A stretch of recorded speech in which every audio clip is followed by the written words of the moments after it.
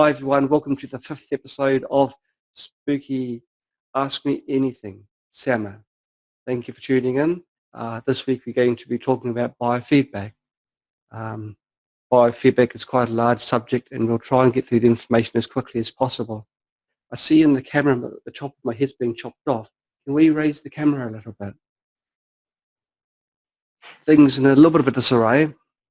We've been up to a few minutes ago, we were trying to get the audio working properly. I'm not the loudest of people, so I need a very powerful microphone. Okay, so we'll dive straight in and try and get through all the material. As I said, it was going to be a question and answer type format. And the first question, which we've chosen for ourselves, a nice easy one, what is biofeedback? Well, biofeedback in not just spooky, but any system, is really listening to your body, listening to what your body has to say, not words, but the reactions. What spooky does is apply frequencies to your body. It listens to the response that your body gives. Spooky can detect moments of stress in your body. If frequency is applied that your body gives a strong reaction to, that's regarded as a hit. The reaction can be due to a pathogen being destroyed or being disabled, and your body's reacting to that. And spooky can detect that by monitoring your pulse. Spooky biofeedback uses spooky pulse to detect your pulse rate.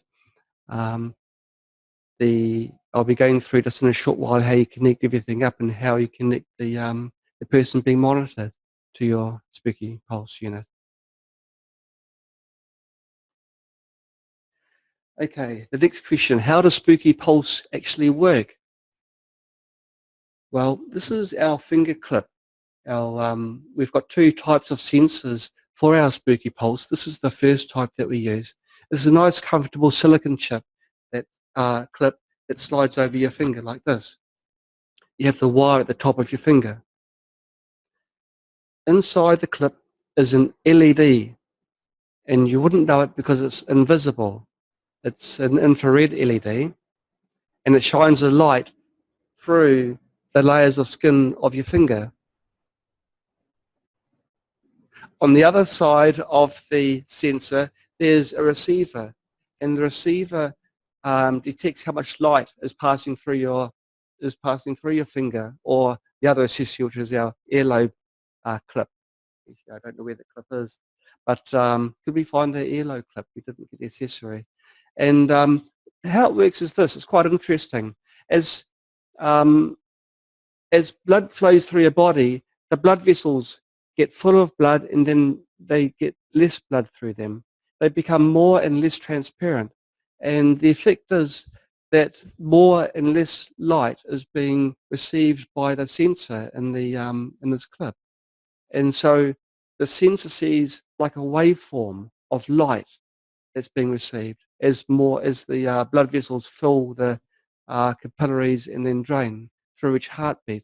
And that and the changes in the level of light is how spooky monitors just how often your heartbeat occurs. I've got a great support crew this week. This is our ear clip. Our ear clip, you can clip it onto your earlobe like this, and the other side just clips into your spooky pulse.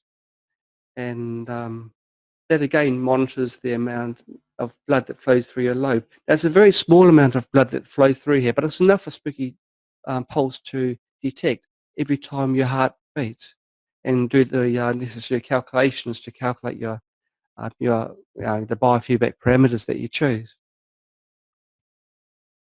For some people, these clips work fine. For some people who've got their ears pierced, or for some other reason, the clips aren't so suitable for them, and so they use the alternative, which is this finger clip.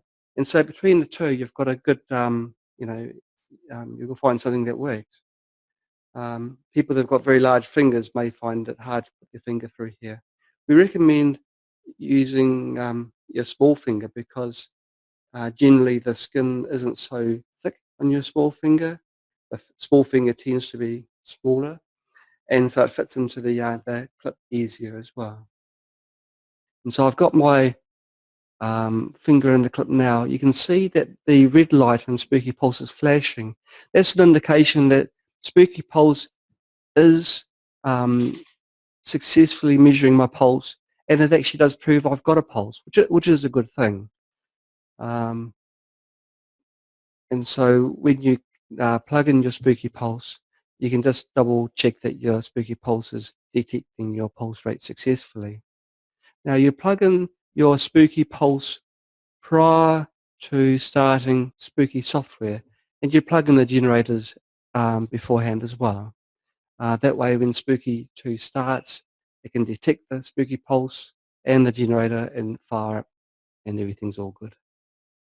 Now I think I've jumped ahead of my questions, so I'll just read through my notes and see where I'm up to.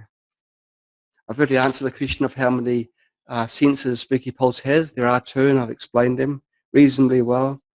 I didn't tell you another little trick that we have. Our earlobe clip, if you have it on your earlobe and you find that it's still not detecting your pulse very well, what you can do is put it into your little web of skin between your thumb and your finger, or even between your fingers. And that will detect the blood flow going through your skin portion here. It's not a bad place actually, it's comfortable. I find personally after a long biofeedback scan, if it's like an hour-long biofeedback, my ear starts feeling a little bit sore. But here it's more comfortable, and it will work very well. Right, so I've told you how to use the ear sensor. I've told you how to use the finger sensor. Question: can I use Spooky Central to apply frequencies? Well, this is a nice short answer. No. Spooky Central puts out very powerful frequencies. Spooky Pulse is a very sensitive electronic device. It's actually an auto-tuning device. Different people have got different thicknesses of skin, different skin colors, and so the amount of light that's being received by the sensor varies greatly from person to person. So as you put your finger into the sensor, the Spooky Pulse will take a while before the light starts flashing, and it started flashing now. What it's doing is doing an auto-calibration. It's increasing its sensitivity automatically until it detects the blood flow. And so this is why there's a slight delay between putting your finger in the sensor and the light starting to flash. All right. So no, you can't use Spooky Central. Please don't, because there is the risk that Spooky Central, with its powerful signals, can overwhelm the electronics of the Spooky Pulse. So please, you can detect your frequencies in the biofeedback sessions using contact mode or remote, but don't use Spooky Central to apply the frequencies. How do I get the best results in biofeedback sessions? Now, for the best results, you need to have everything as stable as possible. What this means is you do your biofeedback in a nice quiet environment where you're relaxed and you have as few distractions as possible.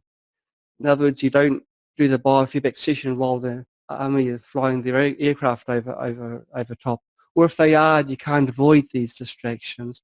A good idea is to play some white noise. You can go online and find a website that plays white noise, which sounds just like a hiss in the background, and that's got the effect of masking out distractions.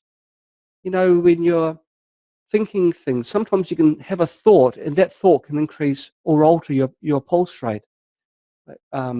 If you're watching TV and you watch an action movie, quite often your heart starts racing because of the excitement of the movie. And it's just a distraction you don't really need when you're doing a biofeedback scan. You want quality results. So for quality results, you need to have everything quiet, calm, without distractions. It's good to have a bathroom break before your biofeedback scan, because that again can be another distraction. And also try and avoid coffee before the scan, because coffee is a stimulant and will naturally increase your heart rate. Is it okay to fall asleep during a biofeedback scan? If you can fall asleep during a biofeedback scan, that's wonderful. It means that you're relaxed and it could well mean that the quality of results will be very high. Of course, you've got to be careful of the moments when you wake up, because if you start twisting and turning, you might pull out plugs and damage some of your equipment. So if you can wake up and be reasonably sure you're not going to start thrashing about as you wake up, then it's actually very good. It means your body's relaxed and calm, and your body's speaking very clearly to the biofeedback sensor. So that's actually a very good thing. We're racing through these questions quite well. Are there any other suggestions to improve scan results? Well, I've mentioned the bathroom break, but also it's probably not a bad idea to have a glass of water just before the scan so you don't feel thirsty. Um, there's talk about if you can use meditation to bring yourself to a relaxed state. If you can't find any source of white music, why not play just a soothing background music, something to take your mind off things so you can relax fully. Ideally, you should be lying flat down on your back. Your head should be resting on your comfortable pillow. You should be in your zone where you feel at peace so that your body is not giving any signals that shouldn't be spoken to the spooky pulse. What happens if a biofeedback scan is interrupted? Well, if it's interrupted, you can try to continue the biofeedback scan, but the quality will not be good in the results.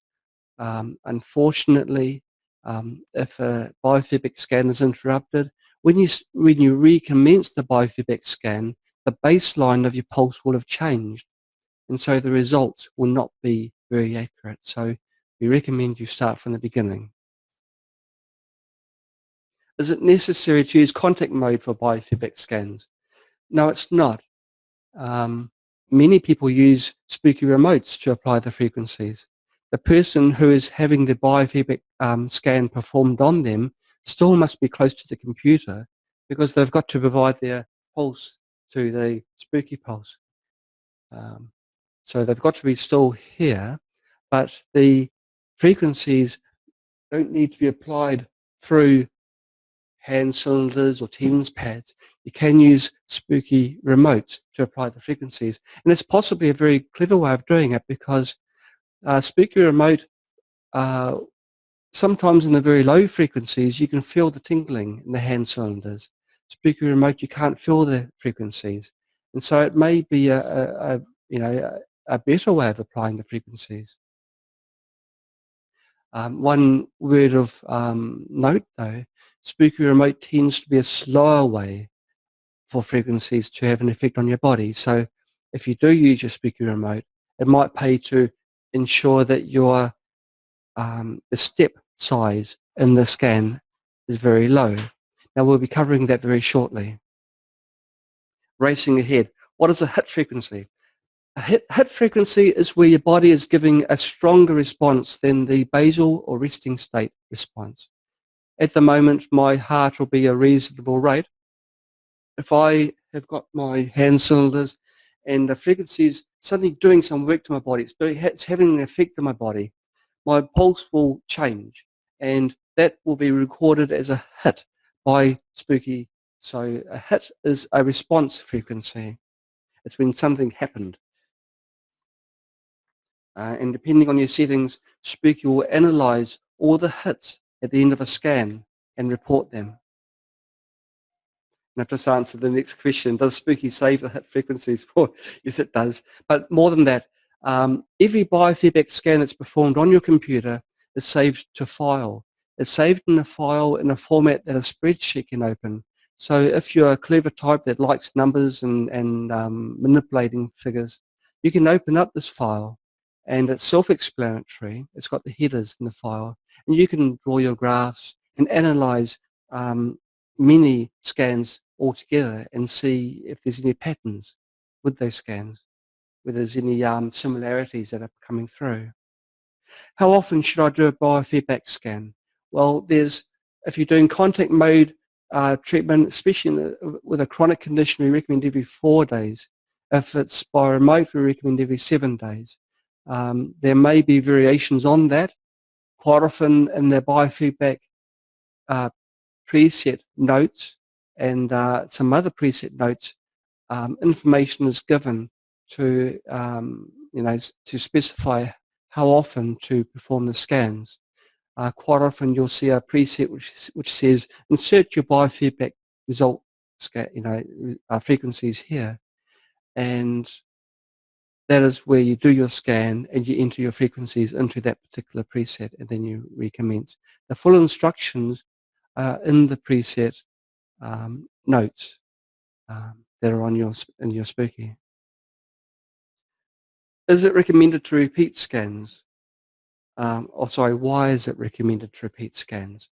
Now, this may or may not disturb you. It disturbed me when I first discovered it. 90% of my body is basically not mine. 90% of the cells in my body, at least, belong to some other entity. They're not belonging to John White. These are microorganisms that share my body. Many of these help me to be healthy. They assist me. Some are not so nice to me and they make my life miserable. I like to think I haven't got many of those. But the fact of the matter is most of my body isn't me. And the number of cell counts anyway. The good news is the cell size is very small, and so I've still got 97% of my mass, and 3% of my mass is the other stuff. But when you're using cell count, it's quite disturbing to think that most of me isn't me. And I guess it will apply to you as well. And so when you do a biofeedback scan, an awful lot of the information that's coming back is not information that's from like one microorganism. There's an awful lot of microorganisms in your body, and they're all giving their feedback. And so what Spooky Pulse is doing is recording the ones which are possibly giving the loudest shout. And as the biofeedback scan performs its scan, it's applying frequencies, it's actually performing a treatment whilst it's doing the scan. And so the next time you do a scan, the pathogens which got hit by the previous scan are no longer shouting so loudly. And so the more quiet ones are being heard, much as an analogy, peeling the skin of an onion. You go by layer, possibly the worst case, the most, the microorganisms that you don't want that are causing most of the issues, if you like, are being peeled away first, and then it reveals another layer, which is another issue that needs to be resolved. And so Spooky Pulse is then reporting those ones. Okay, so we've covered that question. Okay.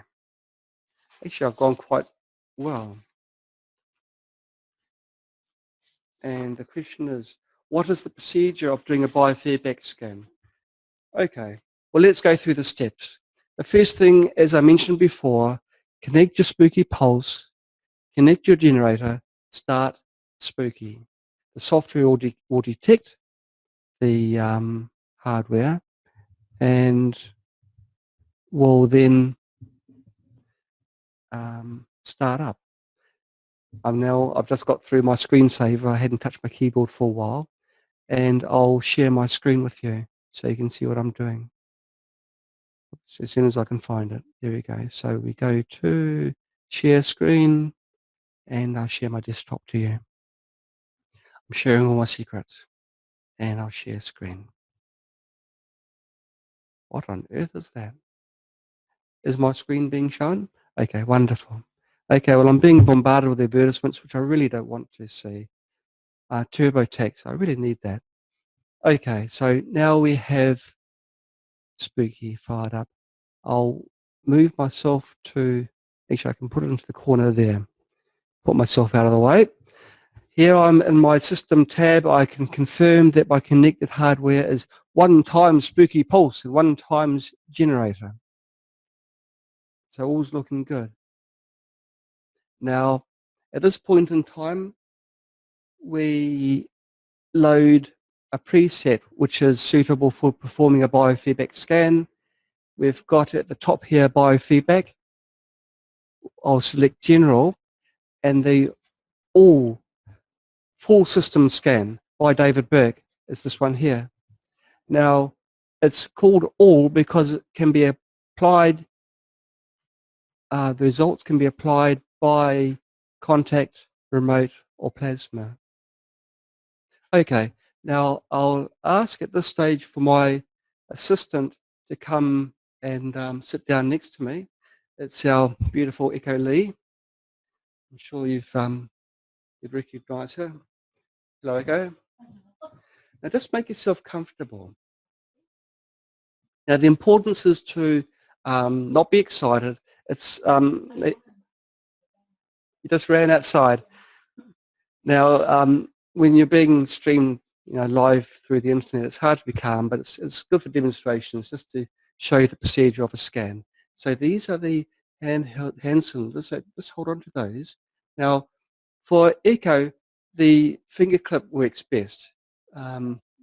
We don't know why.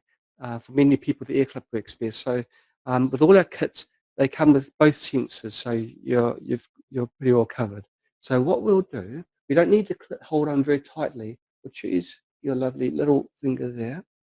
Again, the wire goes on the top of your finger. And let's see if you've got a pulse. If I go to my control tab, and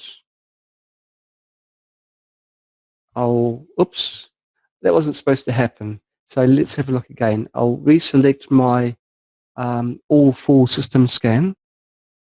Now, always select allow generator overwrites. That means the information is being written into the generator and overwriting anything else that may be there.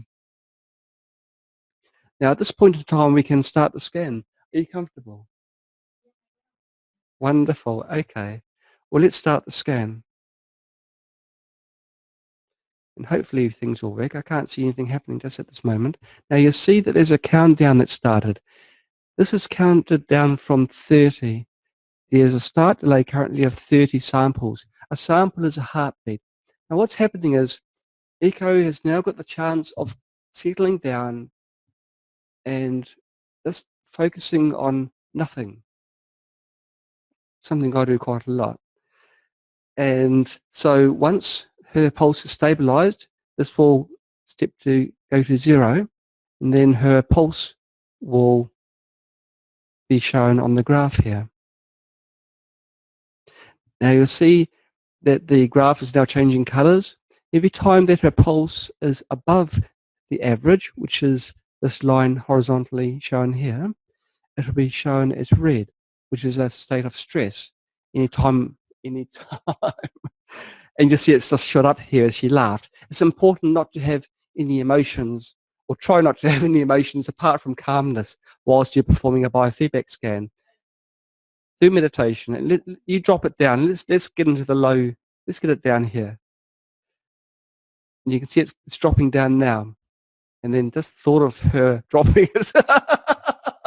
We're doing terribly, guys. But this isn't a good setting to do a biofeedback scan. But let's have a look at at what's happening anyway.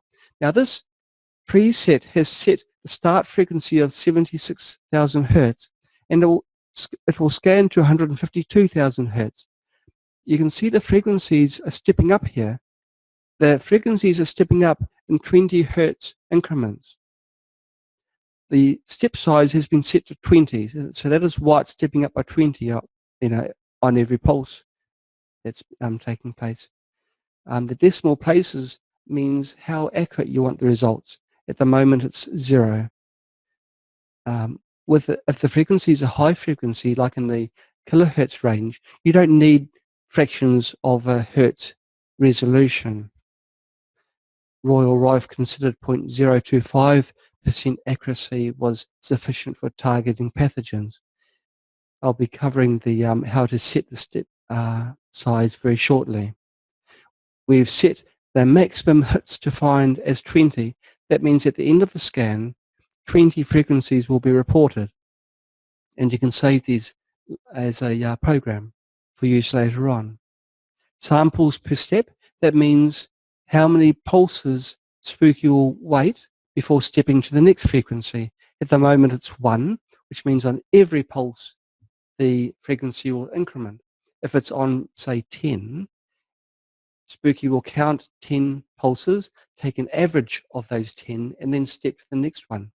And so if you can set the samples per step to a value greater than 1, the accuracy is markedly increased. The downside is the time that a scan takes is proportionately greater.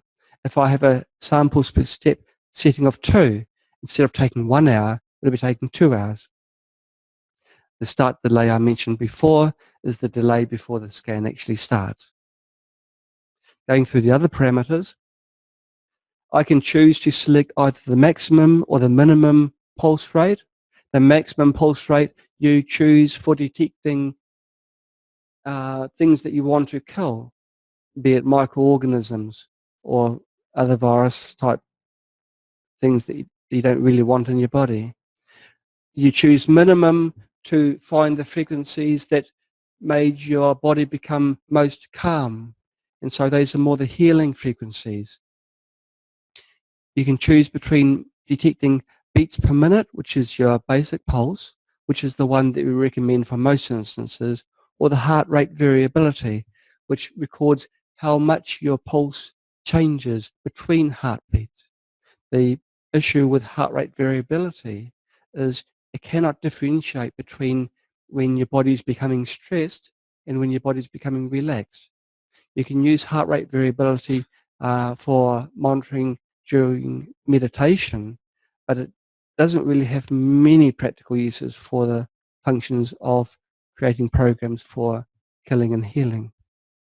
You'll see the current pulse beats per minute is presented here, and the heart rate variability is here. The average are these two values here. Now you've got more options. You can choose to detect the running average of your pulse. It's calculated using running average. Now what this is this. Quite often when you're doing a long biofeedback scan, by the end of the scan your body is more rested and at peace than at the start of the scan. And so the resting state of your pulse is less. And so it's quite often wise to use the running average as a baseline, because the baseline will move with the general pulse rate of your body. So at the end of the biofeedback scan, the running average will be less, and so any deviation from the running average will still be recorded as hits or misses. Or you can choose peak, which is basically the raw peak value. If you look at this graph here, the frequency that invoked this spike here will be recorded as a hit. It doesn't matter that the average was high at that point, it will still be recorded as a hit. You can choose to have a 2 decimal places maximum. If you want to reduce the duration of a biofeedback scan, you can choose that option, and that will do that. It means that Spooky will not go back and try and increase the resolution up to 5 decimal places for the lower frequencies. You can choose single scan, which means Spooky will scan once and that'll be it. It won't do any subsequent scans to try and refine the frequencies. This is wise to set that to a single scan, but before you do this, you set the step size correctly so that no frequencies are missed. The step size should be small enough so that no frequencies are stepped over. And grade program. This grade program is I'll show you through demonstration. We'll stop this biofeedback. Now your pulse went very well. Congratulations. You can still stay there because I'll show the other 2 ways of performing a biofeedback scan. The scan I've shown just now is a general scan. The other scan you can perform, or the other 2 types of scans, you mustn't touch the hand cylinders within the other part of your body because electricity passes between the electrodes. If you touch your body, the electricity will start passing through your leg, and so your whole body won't be getting the effect of the signal. So let's have a look at the other two ways that Spooky can perform a biofeedback scan. I always seem to pick abdominal cramps for my videos, and today's going to be no exception. So now we have a program loaded in. We allow our generator overrides and load them into the generator. Now the generator has 4 frequencies in here. If we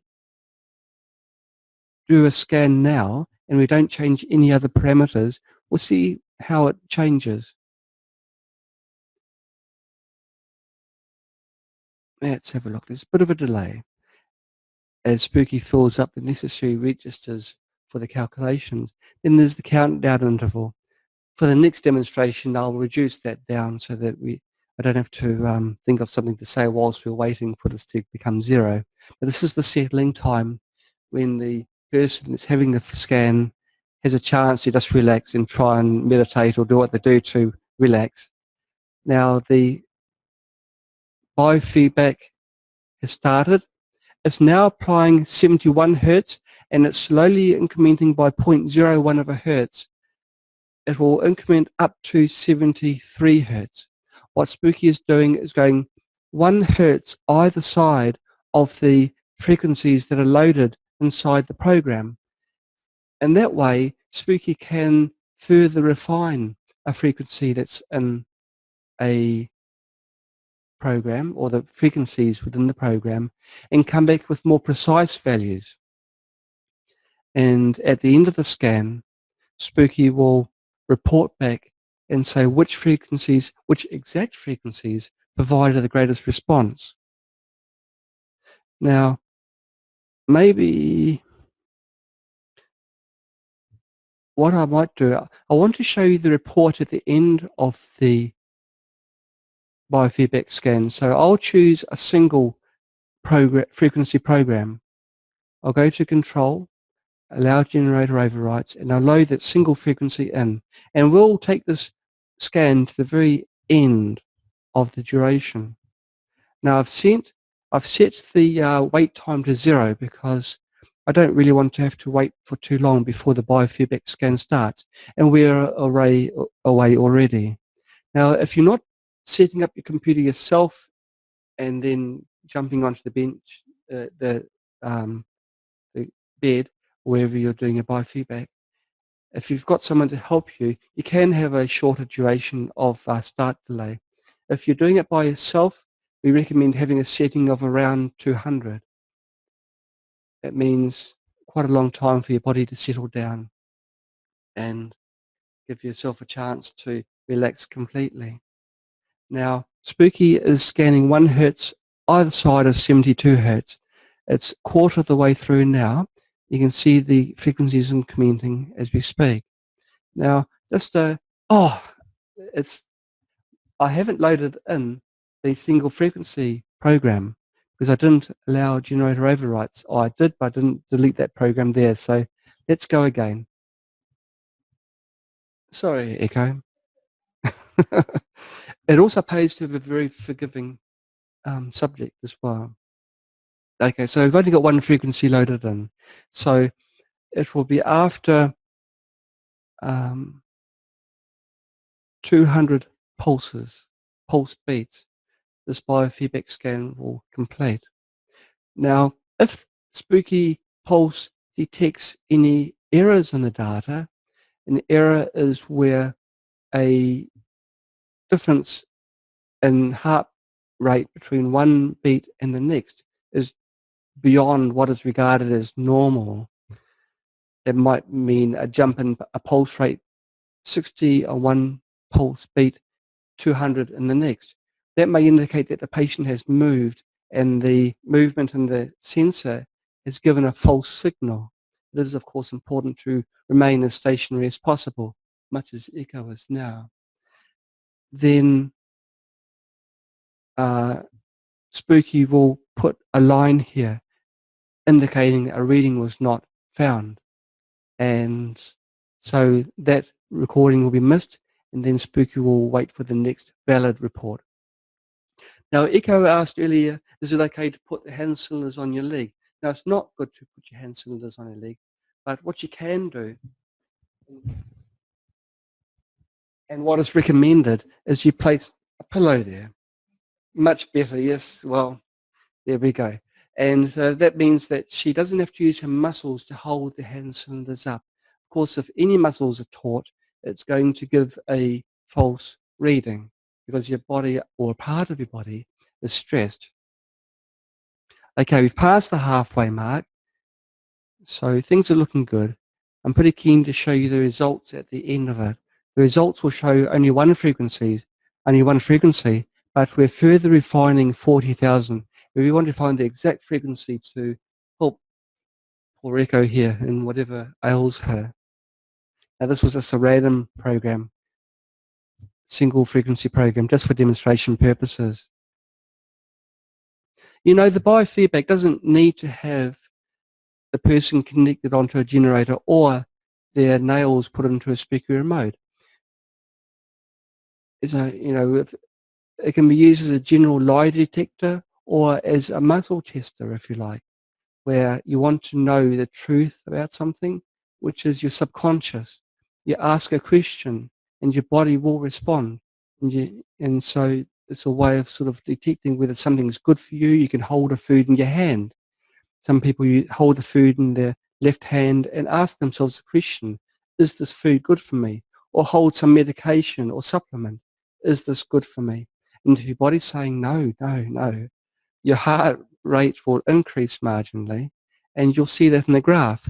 And you can view the graph and you can see if it turns red and green. We've almost finished. Oh my goodness, there we go.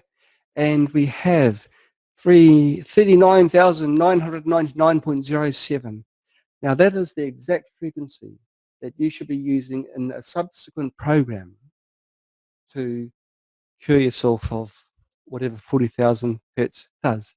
Of course, when you do it seriously, you choose the program that you think is most appropriate for yourself, and Spooky will find the exact frequencies that are best for you. At this point in time, you save it. You save the results, you click on here, you give the program a name. So this can be called test scan. I like to put the date in the program because for future reference you'll know when you performed the biofeedback scan.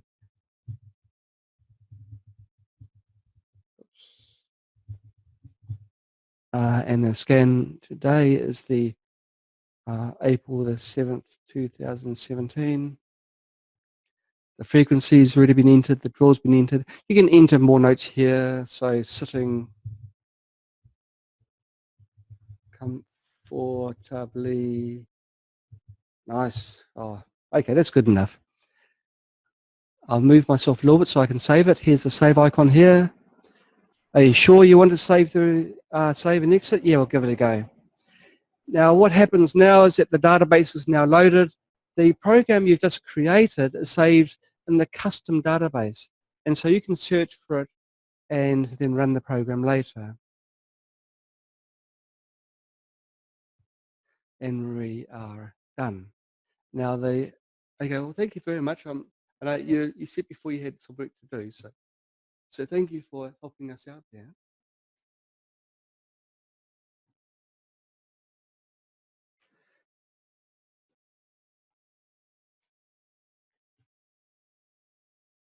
Okay. I'll put the pulse on myself, but we won't run the frequencies through me. I've had enough shocks for today. Now, what I'll show you is the last way that Spooky 2 can perform a biofeedback scan. And this is actually a really cool way because this one you can go and choose a long program and refine. Now, let's say I've got abdominal inflammation. I want to know which of the frequencies within this program are best for me. And so I've chosen the program. I go to Control, Allow Generator Overrides, and I load the program into the generator. Now there's quite a few frequencies here. Now if I go to using a refinement scan, it'll take quite a long time to go through and tell me the precise frequencies. You can break this down to smaller scans, maybe scan 4 frequencies one day and 4 another day, and that is actually what I recommend. But if you use a grade program scan, You watch how fast this goes. Now I'm assuming that my pulse is being detected by Spooky Pulse. I haven't checked it, I've just slipped it on. I'm hoping it is.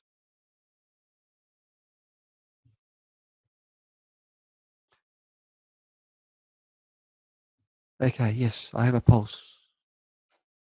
Now, look at this. The speed that the frequencies are being stepped through are fast. At every pulse, a different frequency is being applied. You can see the results of that here. Now, I don't generally like to use my own pulse for demonstration purposes because my pulse tends to be quite slow. It takes a very long time to go through scans. But even with my slow pulse, you can see that the report has been generated. You'll see that for every frequency, there's a number that's in brackets. For this report and the other reports that Spooky 2 provides in the biofeedback scans, what's in the brackets.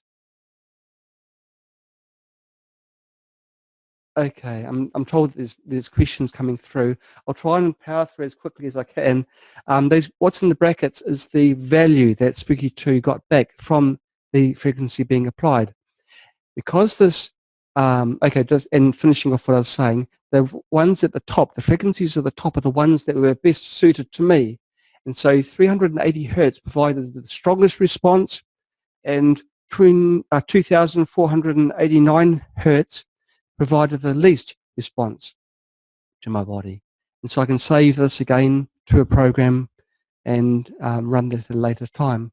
Because this program, this type of biofeedback scan is so fast, I can increase this samples per step. And I'm going to use 10 and rerun it without changing anything. And I'll show you the differences, what changes.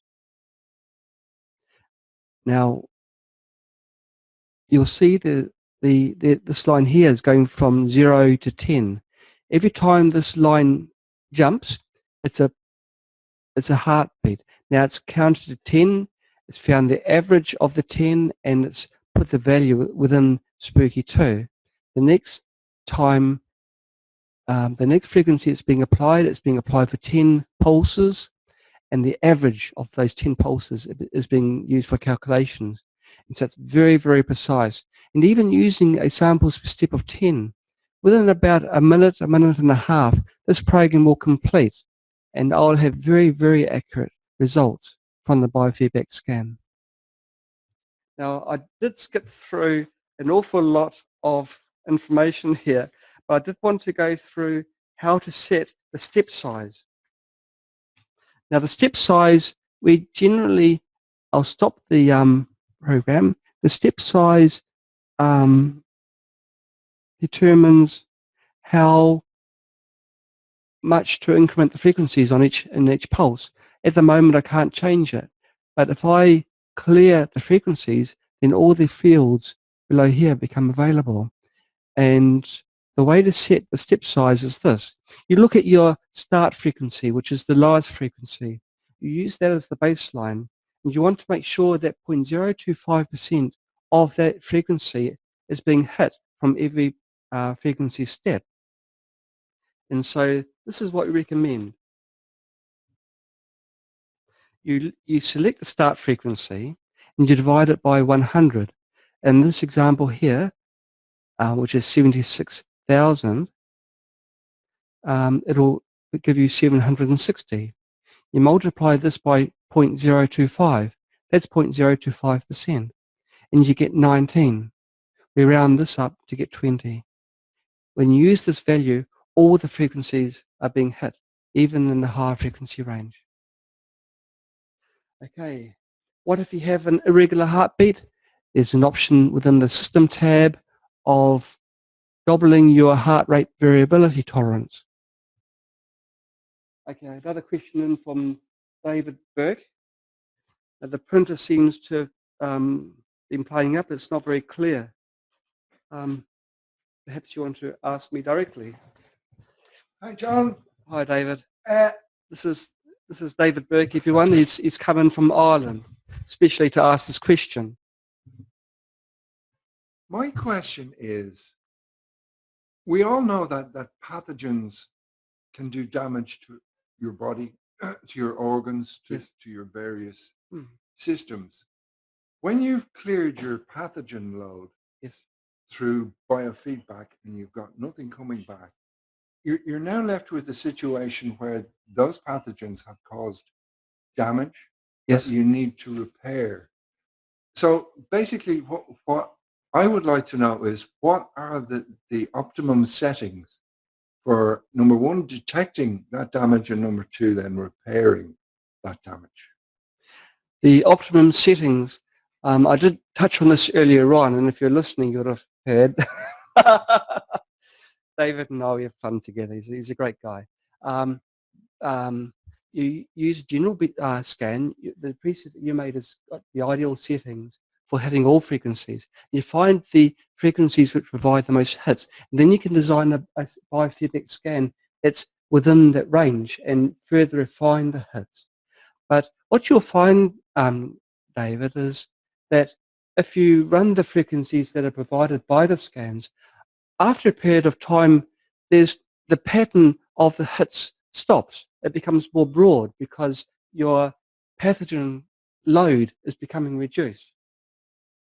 And that's a good thing. If you find that your biofeedback scans aren't giving consistent hits in certain areas, it means most likely that you haven't got a major issue in an area. You can still use the results, but it means that you haven't got the load on your body to provide the results.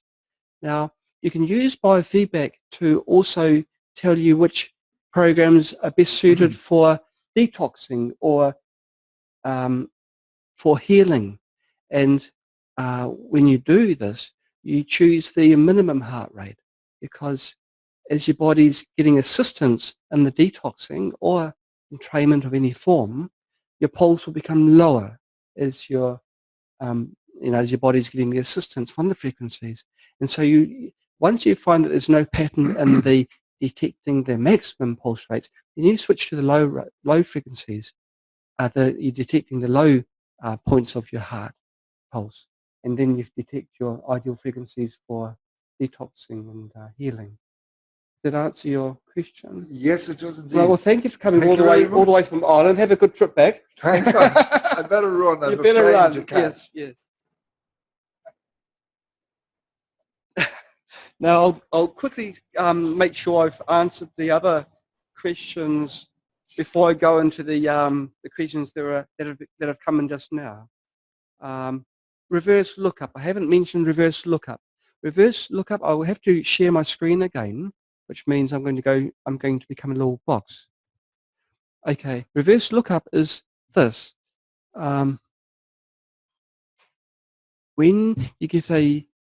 When you go to the control tab, I'll have to move myself so I can see what I'm doing. When you have programs reported back in the biofeedback and you save it as a program, you can load that program later. Let's have a look at the one that got saved before. Now I've got to think of what I called it. I call it temp, and I saved it in the custom database. So I'll select custom, and no. What did I call it? Well, let's choose a random program.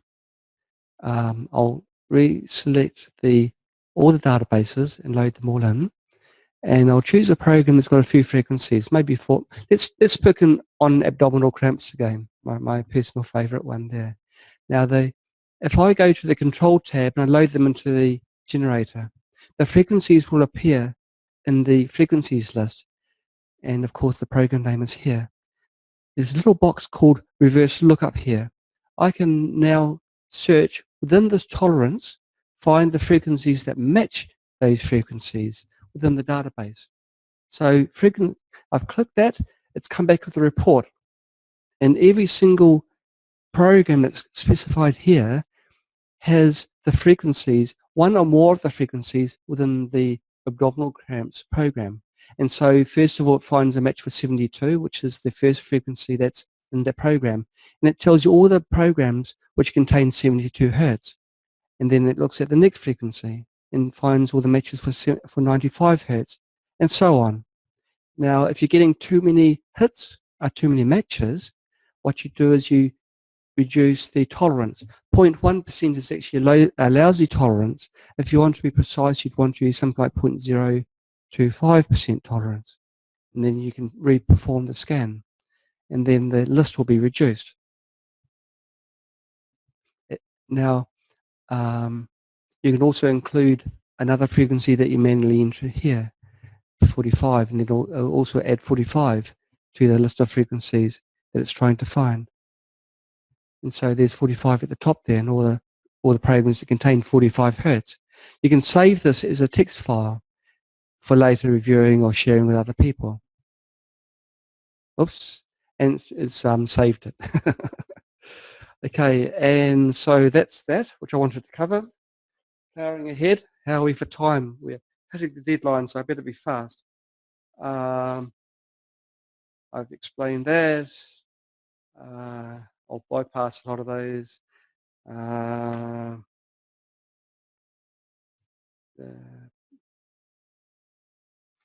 Okay.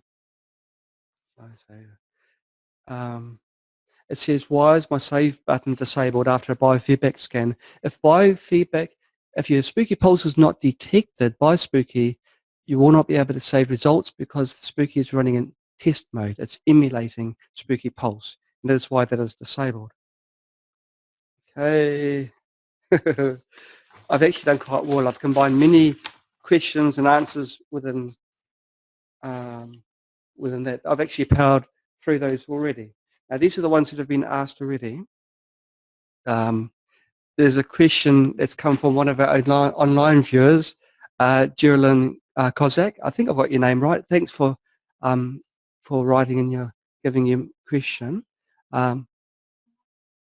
Okay.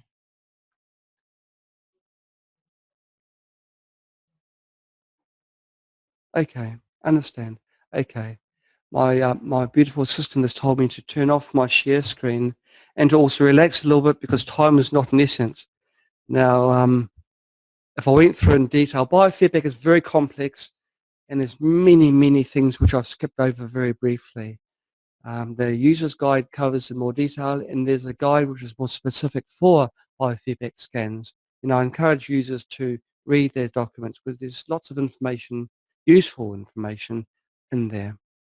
Okay, sorry, back to you, Geraldine. Thank you for waiting. You've asked me, do I need to reorder the numbers from least to greatest from the biofeedback? As we know, the numbers that come up are from greatest to least pathogen. No, you don't need to go from the largest number to the smallest number. Some researchers suggest you do. If you feel there's a need to, you can. I don't really have a good reason why you shouldn't, but I'd like to think that you should hit the most responsive frequencies first. And so I'd be more inclined to save them as they are and then run them as they were recorded in the order of most responses to least responsive. You can always set Spooky to run programs from the highest frequency to the lowest or vice versa at a later time. Also, what is the maximum amount of pathogens from the biofeedback should I choose the kill mode for? Good question. If you're using a program for remote mode, you can have a larger limit because remember the default time that Spooky will apply a frequency for is 3 minutes. And so in the examples I gave during the explanation before, I chose 20 programs, 20 hits maximum, reason being that's going to equate to 1 hour program.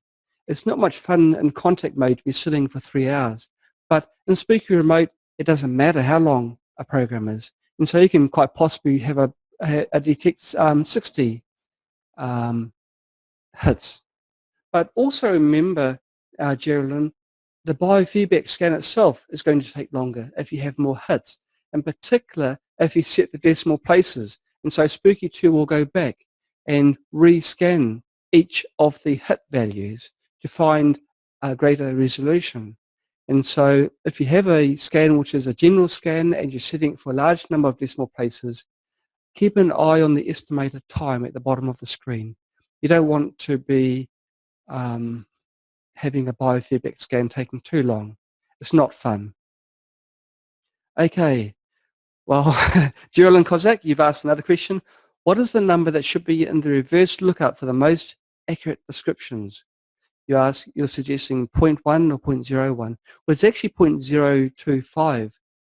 0.01 is 1/100th of a hertz, and that's more finer resolution than what you really require. You may miss some database entries which are appropriate to the frequency hits that you got from your biofeedback scan.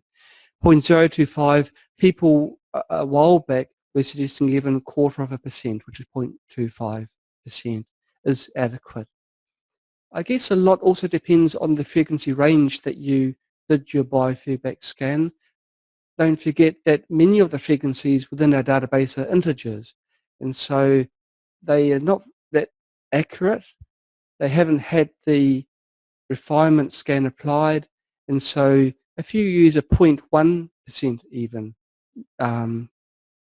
reverse lookup setting, you'll miss many of those programs. And so just keep that in mind.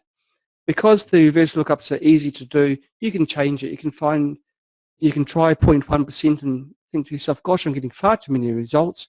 Take it down and increase the resolution of the reverse lookup. Lawrence Dubash, I'm pretty sure I got your name too. Right. I'm getting questions coming in all the time. You're asking me, what about scanning a person with dementia, which I believe was brought upon by Lyme? If the person is calm, it's all you need. You don't need to. It depends really on the state of the person. If they're disturbed and they're and they have many thoughts racing through their mind, they may find it difficult to perform a successful biofeedback scan because they may find that there's so many thoughts in their mind all the time and they don't really know how to relax. It depends really on the state of the person. There's no real firm fixed criteria. There's people that have asked me, is it okay to perform biofeedbacks on children? And again, the answer is, well, yes, if the child is calm, which really most children tend to be rather active, and to sit down more than 5 seconds is asking too much. But if your child is able to sit down in a calm state and just relax for a while, then yes, it's perfectly fine. And so if the person has dementia but they still can relax, there's no reason why a biofeedback scan will not be successful. Your body and their body won't lie. If their body has a response, their body will react to the response, and that's all Spooky 2 needs. Okay. Robert Privatera. Privatera. Thank you, Robert, for writing into us. If you're trying to attack a tumour, such as a liver tumour, is it best to place the pads on the back and in front of the tumour, or by using the leg and wrist for the pads? You've got to be careful with cancers and tumours because you don't want to increase the energy of the tumour. You don't want to make the tumour grow faster. And so if you're doing a biofeedback scan to detect whether you've got a health issue, don't apply the electrodes directly across the tumour because the frequencies will be applied for an extended period of time.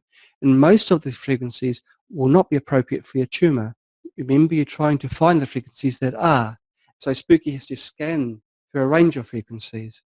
So really your question is saying for treating a tumour, if you've got a tumour and you want to apply a frequency set that may have been detected through the use of biofeedback, and in that case, yes, you do apply the frequencies across either side of the tumour. You then, at that point in time, you apply the frequencies at the point of interest, at the problem area. For biofeedback, it's really good to have the electricity passing through the longest path of your body. We recommend the right hand in your bottom left ankle or just above the ankle, because of course you mustn't put TENS pads on a joint. If you do this, then the electricity must pass through a great portion of your body, and it also avoids your heart, and so it's safe and it gives the best results. Try and pick points which have got least hair, so the back of your hand is a good part for putting a TENS pad, or you can grip it using a hand cylinder.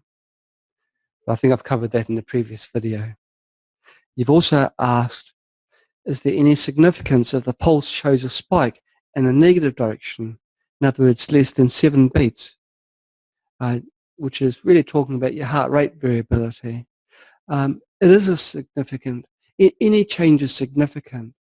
It means that it could be the onset of a stress state. Before your body is stressed, the heart rate variability will increase or decrease quite markedly. And so and so it is important. Now, I don't know whether I'm going to ever catch up to these questions that come pouring in. Unfortunately, biofeedback is quite a complex subject, but it's so interesting because something as simple as really just measuring your pulse and monitoring it and applying maths to the pulse can do so much. It's really quite intriguing.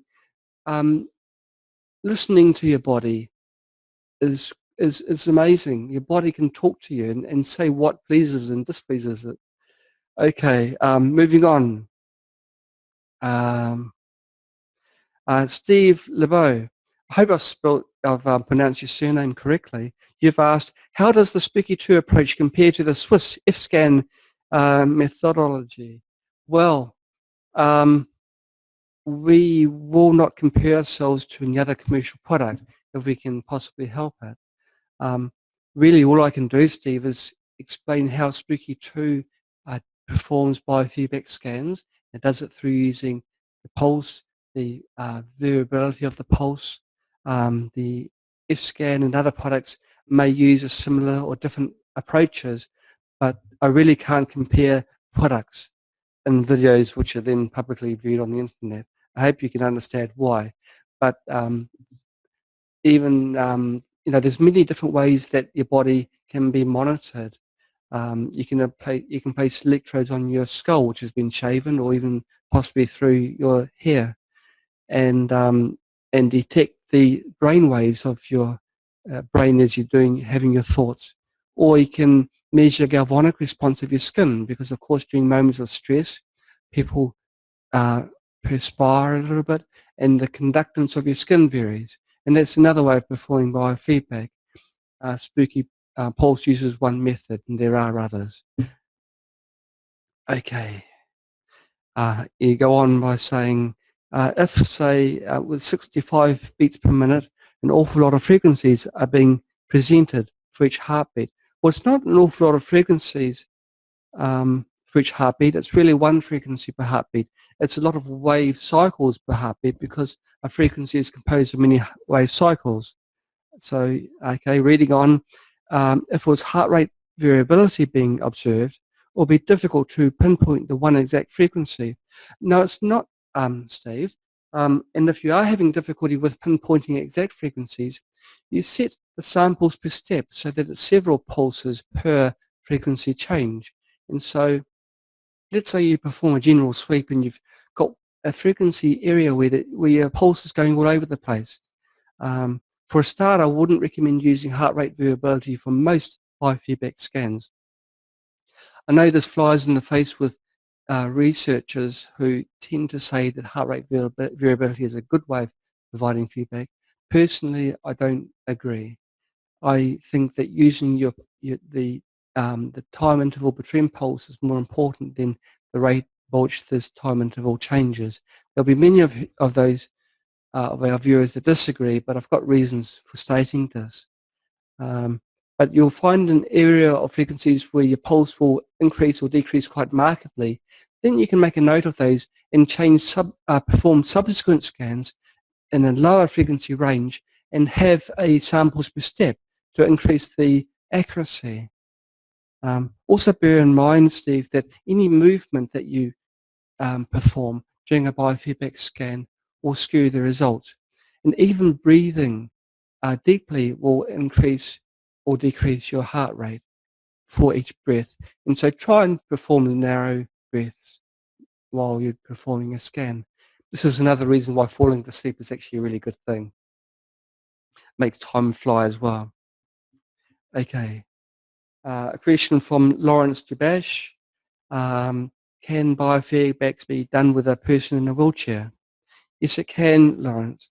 The person doesn't have to be lying down. The sensor doesn't have to be at the blood at the heart height, like like you're taking your blood pressure. Just as long as the person's relaxed, that's the main thing. I mean, I understand the difficulties it would be to get the person from a wheelchair into a bed. It's inconvenient. Really, the person's got to be in their zone, just feel comfortable. In the case where Ika was sitting beside me, she was sitting down. In a wheelchair, the person's sitting down as well. Just so long as they're relaxed and don't have distractions, your results will be fine. I know that you're using an Apple. Is there native Mac software? No. Unfortunately, no, there isn't. What I'm doing the demonstrations in the video using my Mac. It's running an emulation software, so I'm actually running Windows. You can run a modern Macintosh in boot camp and boot into Windows and run it from there. But Spooky doesn't run under Mac or Unix. Well, it may run under emulation under both of those, like my software does. Okay. My biofeedback unit only came with an ear clip. You must have ordered the biofeedback separately. On the website, you have an option of choosing an ear clip or a finger clip. Can a finger clip, you're asking, can be ordered separately? Yes, it can be. Just drop us a line. We're always keen to help our people. Okay. I don't know who asked these questions because I'll skip down to the ones where I've got names. Gosh, I've got no idea of the time now. My screensaver's gone off again, so I'll start my screen and see what the time is. Way over time, we'll start thundering through. Catherine Williamson. Hi, Catherine. You're asking me, what is the low pulse rate used for the detox biofeedback? What is the low pulse rate used for detox? For detox biofeedback, you're wanting to detect minimum levels of your pulse. There is no low pulse level. Everyone is different. For me, when I'm resting, my pulse goes down to the low 40s. Most people would generally find that their pulse will be in 60. What Spooky's doing is finding any deviation from your rest state. And so your rest state will be a certain amount, will be different from the person sitting next to you. But if that changes, if it goes up, it's a level of stress. If it goes down, it's a level of relaxation. And so it's your body that's being monitored, your body doing the talking. And so there's no number. I can't tell you that 60 beats per minute is a restful state, because for me that's a stressed state. So really, for detox, you just want to run a normal detect minimum beats per minute setting. What I do recommend for detox programs is also having using the average for your detection, because you're wanting to be as relaxed as possible. You won't be getting any sharp peaks or sudden troughs in the graph. And so if you're using your running average data, then the results will be better suited for that type of response, for the slower responses. You also asked me, if someone is starting out and they can't sit still very well, can you break the initial scan time down to smaller times? And should they do detox scan first if they are really sick? Let's have a think. For the if they're really sick with a pathogen load, like they've got a virus or severe bacteria or parasite infection, I would suggest that for the duration of the biofeedback scan, don't focus on the detox. You want to focus on the detection first. And so you can focus on you can run the detox programs later. And yes, certainly, and it's recommended, especially if you're not sure what is wrong with this person. Break down a large scan into smaller scans. Get the accuracy of the results up. And so you can maybe scan in a range of 20 kilohertz instead of the larger range of the David Burke biofeedback scan preset, and break the scan in one day perform a scan in a certain range, another day perform another part of the range, and you'll see the results and compare the days and see which peaks to target best. Maybe you'll choose to return maybe only 5 hits if you break the scan up, so you don't get too many hits to combine together into a program.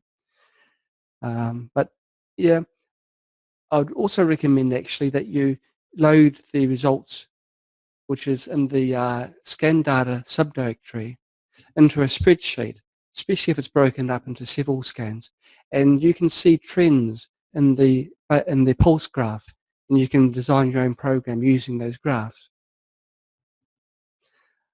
Robert Privatera, you've come back again. Hello again, Robert. If you use biofeedback to create both healing and killing frequencies, is it best to run a detox program simultaneously with healing and killing programs? Actually, I'm pleased you asked this. You can't really combine a biofeedback scan to detect both healing and killing. You can't detect both peaks and troughs in the graph. You're either detecting minimum or maximum. So you're either detecting killing frequencies, if you like, in simplistic terms, or entrainment healing frequencies. It's one or the other. And so you can't run both. Okay,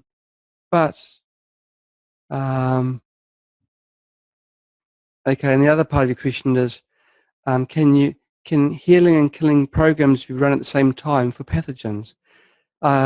You can run healing and killing programs at the same time. You can't run the biofeedback scan detecting both frequencies at the same time. An important point I didn't mention before, and it just reminded me, whilst you're performing a biofeedback scan, you want to eliminate any external things that will increase your heart rate. And so you have to stop any generators that are running programs on yourself in remote mode. You only want to apply one frequency to your body and eliminate all others. And so stop your generator kit if you've got any DNA of yourself in the remotes and run the biofeedback then. So then you know you're only having one frequency being applied to your body. Otherwise, you'll be giving a response to something which is running via remote.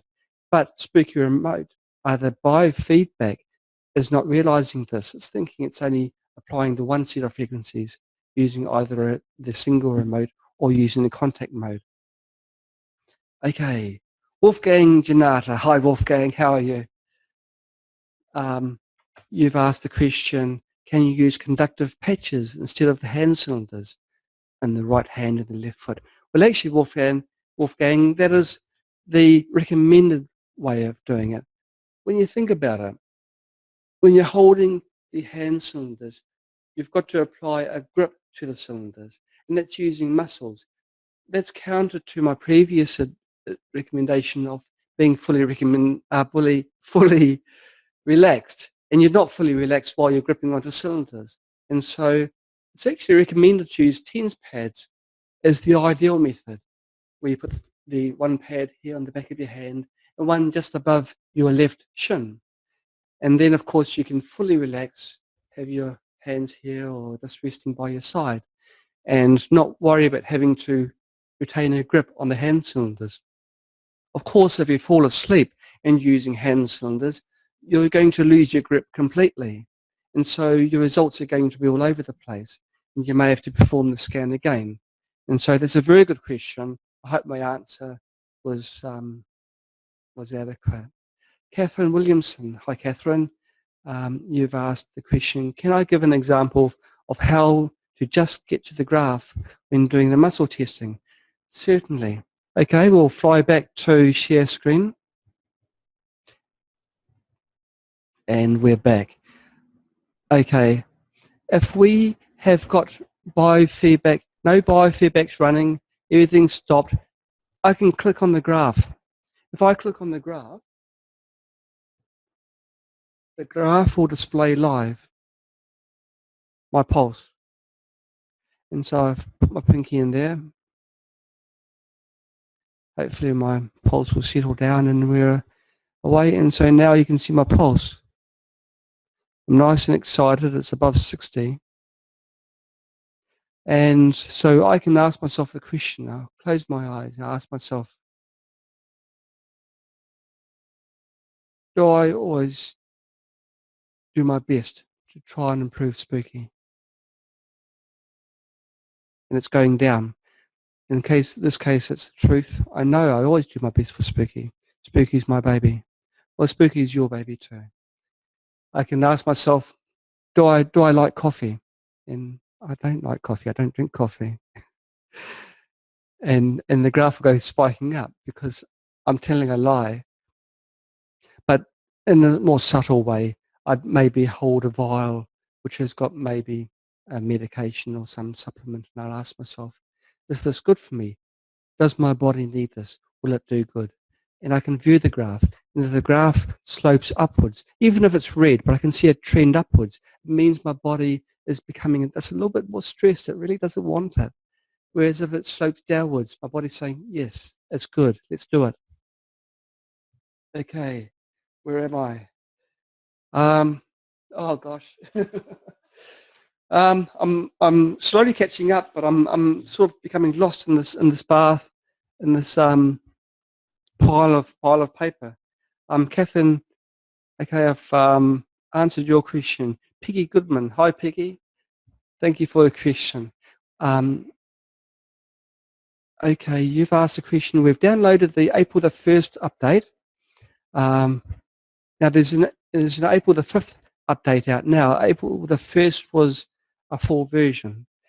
Under the control tab, the biofeedback scan, the lower half of the screen seems to be missing. How do I do a biofeedback scan? Hey, that's a really good question, Peggy. Let's answer it. I'll go back into share screen again in this modern technology. Okay, let's have a look. What would cause that? Well, what's happened is this. I'll go into the, if I, in the presets tab, have the advanced option deselected, you'll find that the number of tabs has decreased. If I go to the control tab, like how you did, Peggy, yeah, oops, there's nothing here. It's gone. There's no controls of the biofeedback. There's no controls, Peggy, because Spooky has dumbed down Spooky. I shouldn't use that word. It's made Spooky more usable for first-time users. And so there's not many options. There's not even any facility for changing parameters. But after a while, people get familiar with Spooky. They say, yeah, we'll do it. We'll go to the advanced tab. And so they click advanced. There's more options that come up here. And then you'll find that in the control tab, all these things appear. So rather than being overwhelmed with all this information, in particular in the settings tab, I mean, when you look there, when my computer eventually looks there, and you see all the options that are available, it's very scary for first-time users. And they most probably haven't had a chance to absorb the information that's in the user's guide. And so they don't really need to know. All they need really to know is the presets. So they go to the presets tab, select the appropriate preset, and know how to run it. And so it's a way of making things simple for first-time users. And so if you select the advanced options, you'll find you've got the parameters for the biofeedback coming up. Okay. Oh, gosh. From Andrei Gorzinski. Hey, that was a good surname. Hi, Andrei. Any issues with my bionic hip, titanium? Well, I hope not. Titanium is a very passive metal. They use titanium because it doesn't corrode.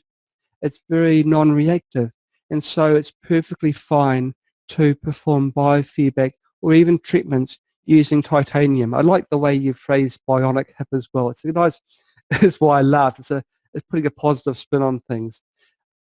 No problems at all, Andre, with using contact mode and performing a biofeedback using a bionic hip.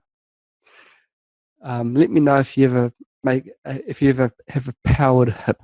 Powered bionic hip must be something else. Okay, Andre Calendar, you've asked me, is it advisable to turn off Wi-Fi, mobile phones, TVs and radio, etc. when doing a biofeedback scan? Hey, that's another really good question. I think I've had a lot of really good questions today. In fact, the only bad questions I've had today is ones I created myself. I'll just stop this share screen so you can see my mic again. Now, things which you've mentioned in your list, such as mobile phones, TVs and radio, those are distractions. The sounds of the radio aren't controlled by you. You may get advertisement breaks which are actually designed to be intrusive, to jolt you into awareness. You certainly don't want that during a biofeedback scan. And so no, during biofeedback scan, turn everything off. Wi-Fi, some people are sensitive to Wi-Fi signals. If you are, yes, turn off your Wi-Fi. It's not necessary to turn Wi-Fi off for most people. If it is a concern for you, even if you're thinking maybe it's best to turn it off, then turn it off. There's nothing lost. Always err on the side of caution. And so nothing will be worse than performing a biofeedback scan and then you're thinking halfway through, I should have turned the Wi-Fi off, because even that thought will increase your heart rate. And so it's the very last thing you want. So if anything is of a concern for you, deal to it prior to the scan. So Andre, for you in particular, I'd say yes, turn off Wi-Fi. Certainly for everyone, turn off your mobile phones, TVs and radio. You do a biofeedback scan. Well, I think I've nailed pretty much everything. I'll just do a final check.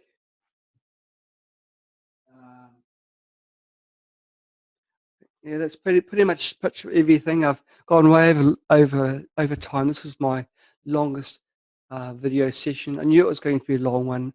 Thank you for your patience. There's been a lot of information coming your way.